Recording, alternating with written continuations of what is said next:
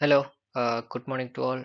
My name is Manoj Kumar. I am from AQP Group 11. Here I am about to share about the lesson second week's course, which is Understanding Cost of Quality and TQM Tools.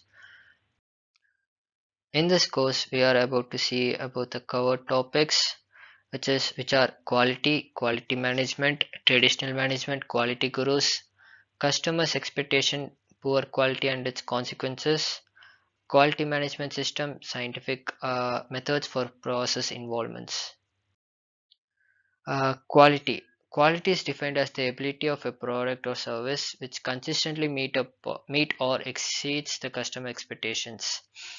uh, Quality assurance, creating closer bonds with the producer and the customer, which helps in improving your quality.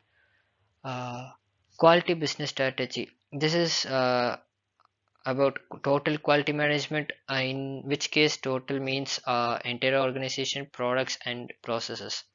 Quality challenge, in today's world, today's economic reality intends on global competition for sales, profits, contracts and jobs, equally challenging in both manufacturing and service organizations. Next one is quality management. It is nothing but customer satisfaction in today's engine for growth, which it is also based on assessing, recognition, meeting the true requirements of the customer.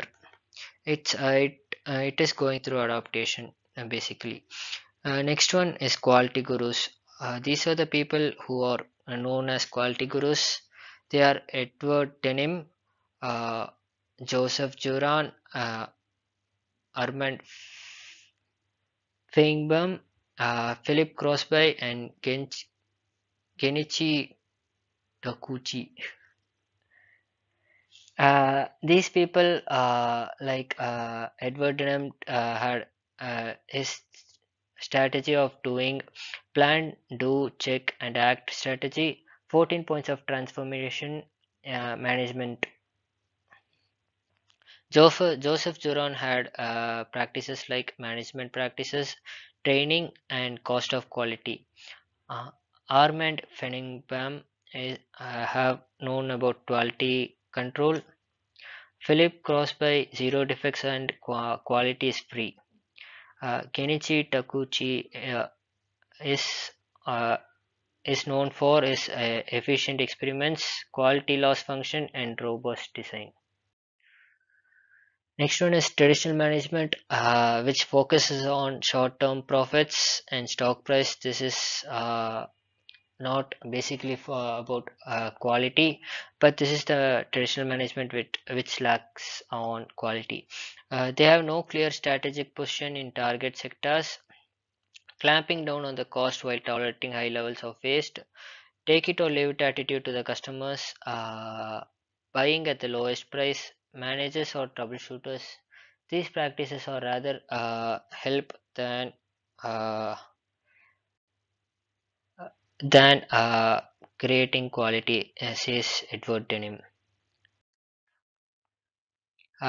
Next one is customer expectations. What customer expects from their producer or the service they are provided with. It is filled with performance, aesthetics, special features, conformance, safety, reliability, durability, perceived quality, and service after the sale. These are the customers' expectations basically in most of their ideas or about that. What does happens if the poor quality is produced to the is given to the customer, and its consequences: loss in business, poor design or defective products; liability, damages or injuries including injuries resulting from faulty design; productivity and quality are often closed closely related; cost, poor quality increases certain cost incurred by the organization, failing to satisfy the customers needs and expectations. Not doing it right for the first time. Reworks and returns, which basically increases the amount of work to be done by the producers. Mismanagement pushes away the new customers. Next one is quality management systems, which is about TQM, uh, which is total quality management, which is also known as it is a culture, not a program. Next one is ISO 9000, a set of guidelines for managing all quality related activities. Six Sigma, the latest entry, powerful and heavy on technique and results. It is also a business process. Next one is two modes of quality control, which is detection mode and prevention mode. Detection mode, it helps us to detect all the ways of possible where the failures can be occurred. Uh, After detecting the problem in every way possible, we move on to prevention mode, which helps us to analyze the problem and its cause, so that we can prevent it whenever it happens, or preventing it from being happening in the first place. Next one is the scientific methods of process improvement. This is a scientific study uh, made in these days.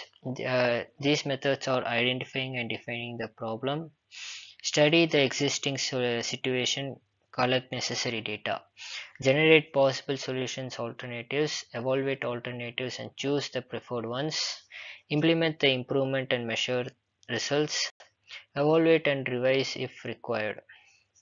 Otherwise, return to the step one and start it again with a new problem. That's it all. Thank you.